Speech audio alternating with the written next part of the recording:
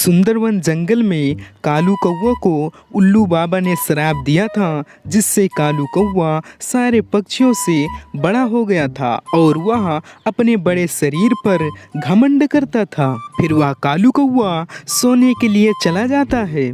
Tony चिड़िया, ये कालू कौवा इतना बड़ा हो गया है कि हमारे सब पक्षियों को चटनी बना देगा। अगर इस काला कौवा की हम बात नहीं मानेंगे तो हमारे साथ अच्छा नहीं करेगा। हाँ टोनी चिड़िया, ज़रा कुछ करो वरना ये कालू कौवा हमें नहीं छोड़ेगा।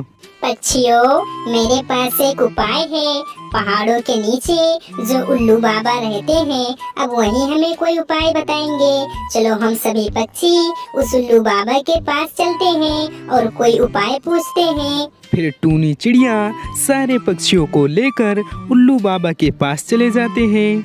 क्या हुआ टूनी चिड़िया, तुम इतनी घबराई क्यों हो? बताओ क्या बात है? उल्लू बाबा, हमारे जंगल में कालू कौवा बहुत बड़ा हो गया है और हमारे पक्षियों को परेशान कर रहा है। वो कह रहा है अगर हमारी बात नहीं मानोगे तो मैं तुम्हारे साथ अच्छा नहीं करूँगा। हाँ हाँ उल्लू बाबा, उससे हम सब पक्षी बहुत तंग आ गए हैं।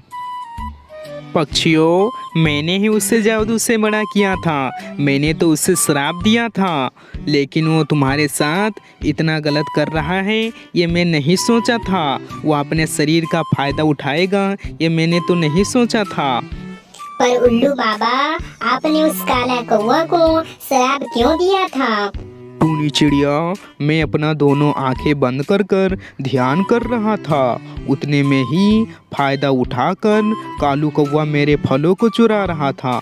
उतने में ही मेरी आंख खुल गई और मैंने कालू कौवा को श्राप दे दिया, जिससे कालू कौवा बहुत बड़ा हो गया। और मैंने सोचा था कि इसके किए की फल मिल गई है, लेकिन तुम्हारे साथ इतना गलत कदम उठाया यह मैंने सोचा नहीं था। चलो उस कालू कौवा के पास मुझे ले चलो, मैं उसे ऐसा श्राप दूंगा कि वो ज़िंदगी भर याद रखेगा। हाँ हाँ उल्लू बाबा, चलो आप हमारे साथ चलो और उस कालू कौवा को ऐसा सजा दो कि वो कभी भी हमारे पक्षियों को तंग ना करे। फिर टूनी चिड़िया और सारे पक्षी उल्लू बाबा को साथ लेकर कालू कौवा के पास चले जाते हैं। टूनी चिड़िया, तुम देखना, इस बार मैं कालू कौवा को ऐसा श्राप दूंगा कि यह जिंदगी भर नहीं सो पाएगा। उल्लू बाबा मंत्र को पढ़ने लगते हैं और कुछ देर बाद देखते देखते कालू कौवा बहुत ही छोटा हो जाता है। टूनी चिड़िया, देखो ये कालू कौवा कितना छोटा हो गया है। अब ये तुम्हारे पक्षियों को और तुम्हें कभी भी परेशान नहीं कर सकता है। अच्छा टूनी चिड़िया, अब मैं अपने घर को चलता हूँ। फिर उल्लू बाबा वहाँ से चले जाते हैं। कुछ देर बाद जब कालू कौवा सोकर उठता है तो अपने आप को देखकर बहुत ही परेशान हो जाता है, क्योंकि काला कौवा बहुत छोटा हो जाता है।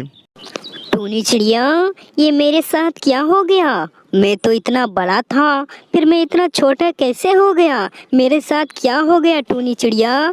क्या बोल रहे हो कालू कौवे? मुझे कुछ सुनाई नहीं दे रहा, थोड़ा जोर से बोलो। अरे, ये मेरा आवाज़ टूनी चिड़िया तक नहीं पहुंच रहा है। क्या मैं इतना छोटा हो गया? मेरे साथ ये क्या हो गया है? फिर सारे पक्षी कालू कौवा को अकेला छोड़कर वहाँ से चले जाते हैं और कालू कौवा को उसके किए की सज़ा मिल